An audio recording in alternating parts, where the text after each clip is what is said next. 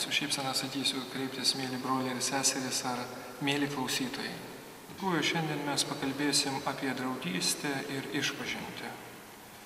Galėtume truktelti pečiais ir paklausti, kodėl, ką bendro turi draugystė ir išpažintis. Ir šventasis raštas susisieja su mūsų patirtim. Nerasim ne vieno vaiko, ne vieno jauno žmogaus ir netgi suaugusio žmogaus, kuris ryžtųsi arba norėtų gyventi be draugų. Žinoma, surasim žmonių, kurie yra smarkiai nukentėję nuo draugų, apgauti, skaudinti, palikti, išduoti. Tačiau giliai širdį vis tiek jie trokšta gyventi kartu su draugais. Juk, žiūrėkim, pradžios knygoje, ką sako šventasis raštas? Sako, kad negera būti vienam ir šitas negerumas jis nėra susijęs vien tik tai su vyro ir moters santykiais. Jis yra susijęs su tuo, kad žmogus yra sukurtas bendrystėje, todėl kad jis yra sukurtas pagal Dievo paveikslą ir panašumą. Ir štai žiūrėkim, kad dar vaikystėje mokėmės katekizmo pagrindus ir tam, kad išpažintis būtų gera, yra tokie paprasti 5 punktai. Pirma yra atsiminti savo nuodėmes. Juk ką labiausiai mes vertinam savo draugystėje? Ogi tuos prisiminimus, kad kartu kažką esam darę. Ir kaip liaudės išmintis, kad sako, kada tampama gerais draugais, tada, kada gerus kelis kilogramus druskos kartu suvalgom. Teisingiau sakant, kai nepaprastai daug laiko ir įvairiausių užsiėmimų esam praleidę kartu. Tačiau veikdami kartu, kiekvienas turbūt pastebim, kad stokojam išminties ar patirties ir net nenorom įskaudinam šalia esantį žmogų.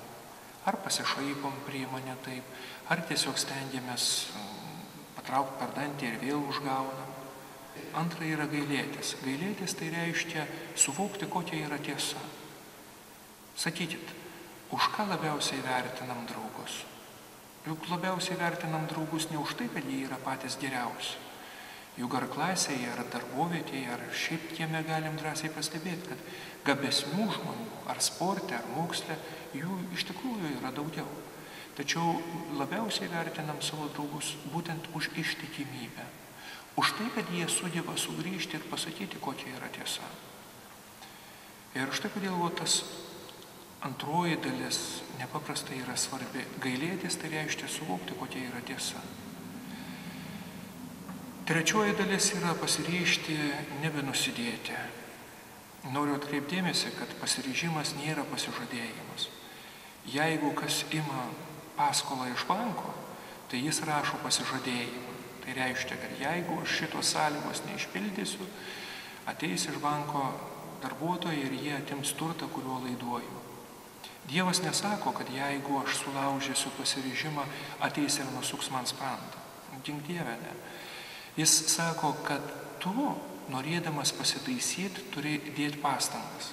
Tai reiškia labai konkrečiai ir praktiškai klausi, kad jeigu ta pati situacija kartosis dar kartą, ką konkrečiai kitaip darytų?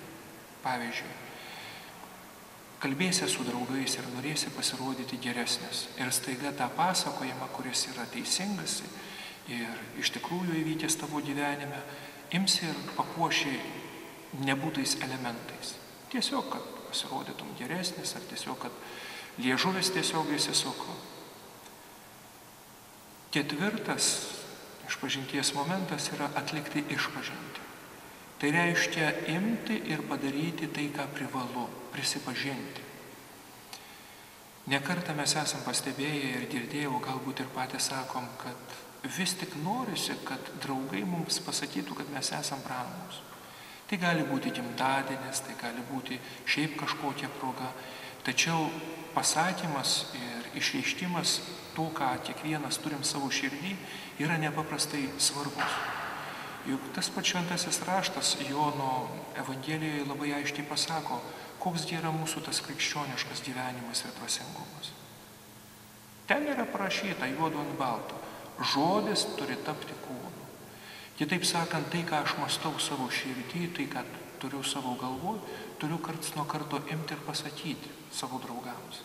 Penktoji išpažinties dalis yra atsilyginti ir taisytis. Su kuo galėtume palyginti nuodėmę? Nuodėmė yra panaši į duobę. Padarau nuodėmę, tai reiškia iškasu duobę. Atsilyginimas reiškia, kad sugrįžtu prie tos padarytos duobės ir tiesiog ją užkasu. Kaip konkrečiai tai atrodo? Pavyzdžiui, apkalbu savo draugą ir suvokiu, kad padariau žalą jam. Primenu, kad apkalbėjimas pagal apibrėžimą yra teisingų dalykų išpasakojimas žmonėms, kuriems nereikia žinoti. Šmeižtas yra neteisingų išgalvotų dalykų išpasakojimas. Tai reiškia, kad sugalvoju ir iš piršto išlaužiu ir papasakoju apie nebūtus dalykus. Ir štai žiūrėkim, jeigu mes įsiveliam į apkalbas, tai reiškia teisingų dalykų, kurie iš tikrųjų yra teisingi apie šitą žmogų, tačiau žmonėms, kuriems nereikia žinoti, apkalbėjimas, aš turiu sugrįžti ir paklausti, o ką reiškia atsilyginti? Tai reiškia, kad vėl susitikus su tais žmonėmis, turiu pasistengti iškelti ne vien tik tai silpnybės to žmogaus, bet gerąsias savybės. Viena iš dažniausiai Jėzaus minimų žodžių ir teiginių, kurie visada mane asmeniškai stebino, tai yra nuolatinis sakymas, nebijok ir tarimas tai vyrams. Juk atrodytų, stengiamės padaryti viską, kad neparodytume, jog turim baimės. Tačiau Jėzus puikiai žino žmogaus širdį ir labai aiškiai suvokia, kad nepaprastai reikia turėti daug drąsos, kad nebijotume būti gerai žmonėmis. Štai kodėl nesvarbu, kas nutiktų mūsų gyvenime, nesvarbu, kokia nuodėmė susisuktų į mūsų širdį. Nebijokim to širdies nuodėmės parodyti Jėzui. Jėzus ateina kaip draugas ne tam, kad pasmerktų, bet tam, kad sakytų, nebijok, kelkis, bandyk dar kartą. Jeigu mes savo širdį turėsim baimę, ir paprastai su baime ateina nenoras parodyti savo silpnųjų savybių, bet žiūrėkim, draugystė kaip tik yra ta vieta, kur aš būdamas silpnas galiu remti savo draugu.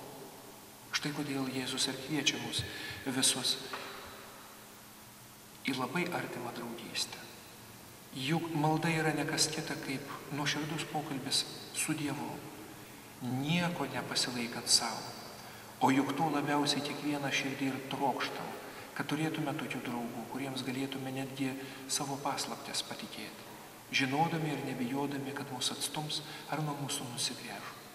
Dievas visada veržiasi į mūsų gyvenimą, sakydamas, nenuleisk rankų, neišsigąsk, nebijok, leisk, kad išgydyčiau, leisk, kad padėčiau, priimk atleidimą, pradėk iš naujo. Amen.